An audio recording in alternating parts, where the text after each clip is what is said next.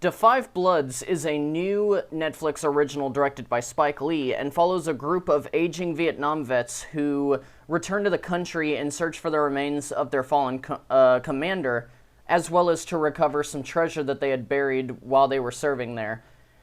I'm glad to be back doing this. I had to take a break for a while because I was dealing with some work stuff, getting new certifications that I had to focus on. I was also in the middle of my first college class. I had to finish doing a research paper, and now I can actually take a break and knock out as many of these reviews as I can because I've had like 6 of them ready, including this one and a new kind of review that I'm about to do that's going to come up very soon, and then a couple of other catch-ups. So, because of that, I have some water for me today because I know after at least the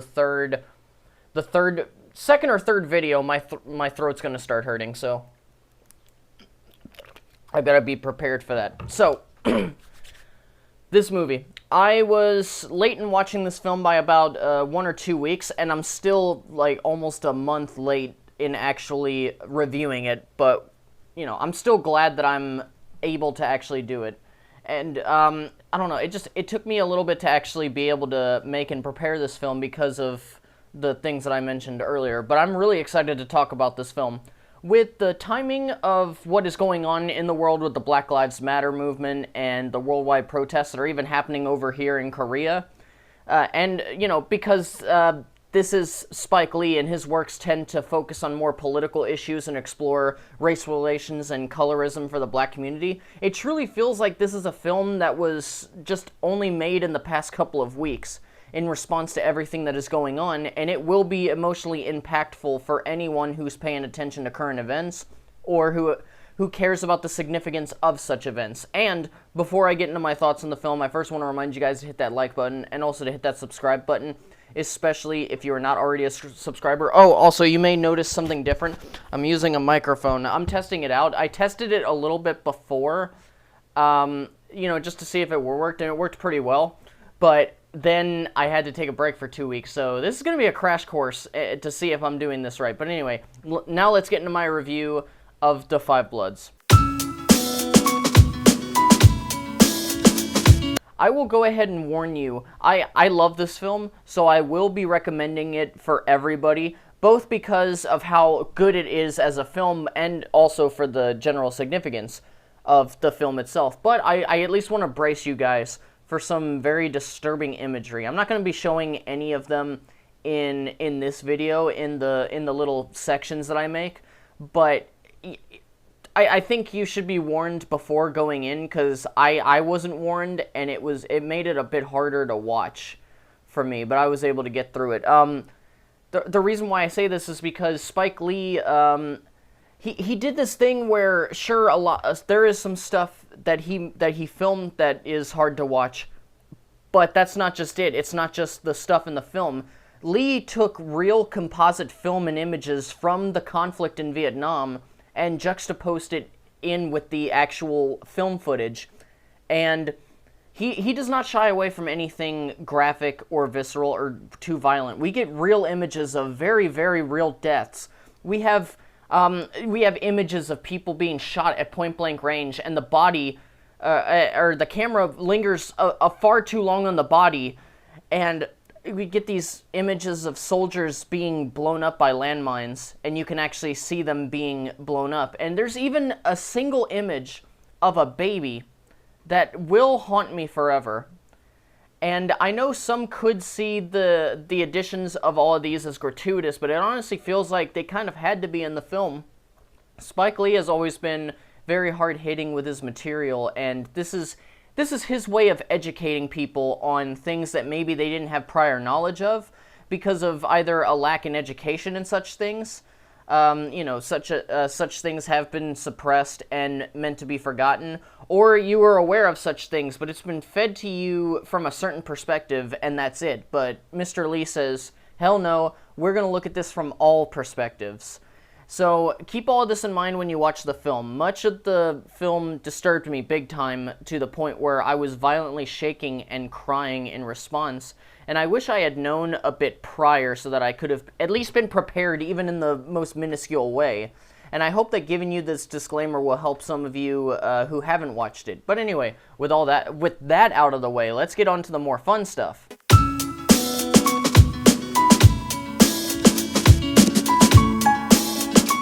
The performances across the board are outstanding, and you've got some heavy hitter lead performances from our main ensemble, as well as some surprise performances. I wasn't expecting people like I, Tonya and Richard Jules, Paul Walter Hauser, or even Jean Reno from Leon the Professional. I wasn't expecting either of them to be in this movie, but they're both nice and welcome surprises for me. But really, you stay for the main ensemble of Delroy Lindo, Jonathan Majors, Clarke Peters, Norm Lewis, Isiah Whitlock Jr., and Chadwick Boseman. But if I had to choose a true star of the film, it's Delroy Lindo. I've surprisingly only seen this man in smaller roles in some 90s movies, so I didn't recognize him until I looked up the name after I finished watching the film. This is a name that I look forward to hearing more about. I really hope that I do. Out of all the performances that I've seen this year, he gives the single best performance of 2020.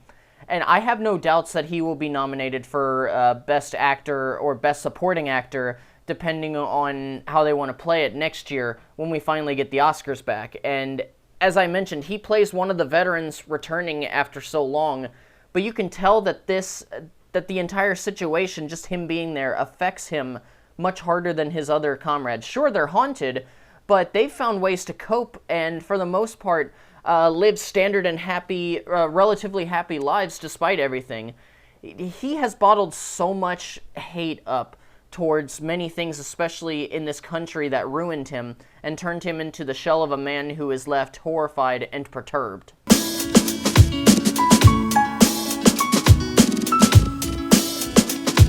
So you have a film that juggles between the past and the present because of why the main ensemble is there in Vietnam. On the surface, the war scenes are there to show why they are there, but when you dig a bit deeper, you start to notice that everything that they endured during the war and what else was going on for you during that time, if you were a black man in America, connects to their present-day lives.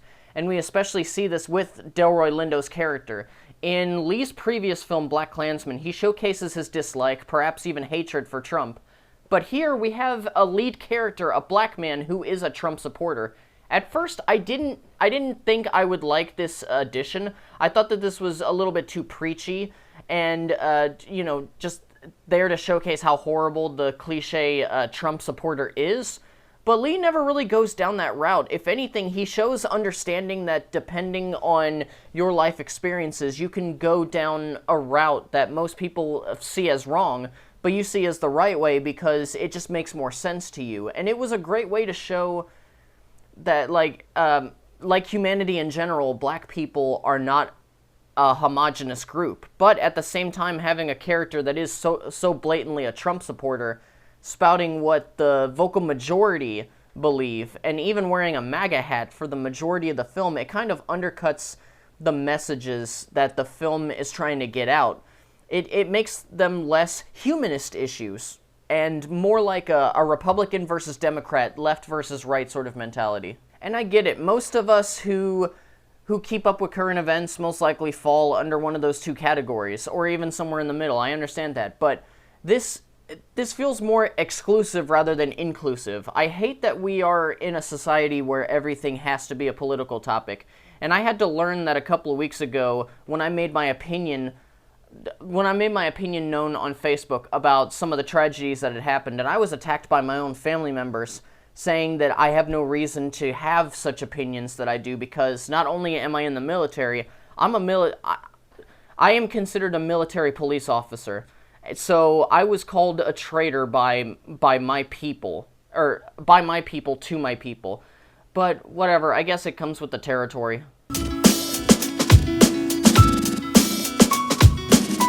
This is a disturbing film, but it's oddly beautiful at the same time. The use of aspect ratio to distinguish the past events from the present never feels jarring in this film, and it really helps put the audience in that mindset that they are actually seeing something from the past, especially since we are already also given a shit ton of archival footage that's in the exact same aspect ratio and has the same kind of film grain over it.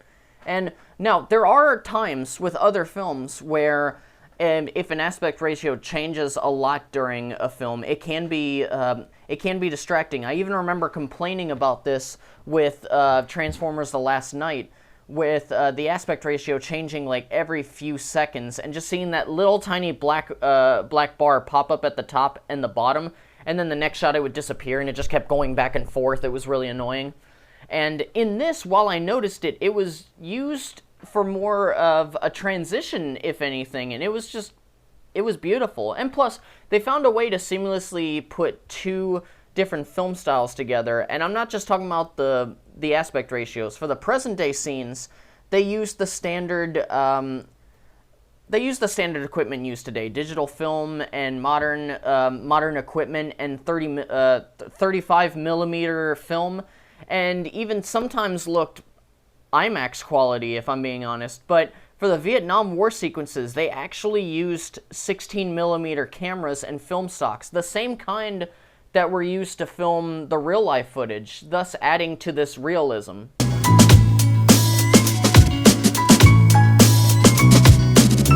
This is a bit of a nitpick that I may have with Spike Lee films, and it's his choice to do something very mundane at times and then cut to another shot where the exact same thing just happens. And it's really the only time that those moments are the only times in this film where I'm actually taken out of the film. Like, I start to come back and realize what I'm doing.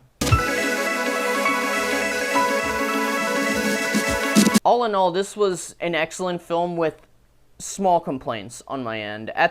In the end, it's really small things. This is an important movie to watch now. Like, right now, if you haven't already seen it. Up to this point, I had only seen BlacKkKlansman, never seen any other Spike Lee film, so I don't know how much it means to say this, but I believe that this is his best film. You know, to me it actually is. And what is most surprising is that Spike Lee has done interviews talking about how before Netflix, no studio was wanting to make this movie in this setting. And I don't know. I hope that Netflix is tied to more films like this level of importance from voices like Spike Lee. And I really hope that you guys will check out this film. Just once again, a reminder that multiple scenes will disturb you. And I'm talking about real life stuff and stuff made for the movie. Anyway, with that, my review ends here. Thank you guys so much for watching and just listening to my thoughts on this particular film. I sincerely appreciate it. Once again, don't forget to hit that like button and also to hit that subscribe button if you haven't already. And as always, farewell until the next video. All of you casual moviegoers and movie fans alike. And keep on being awesome, my friends.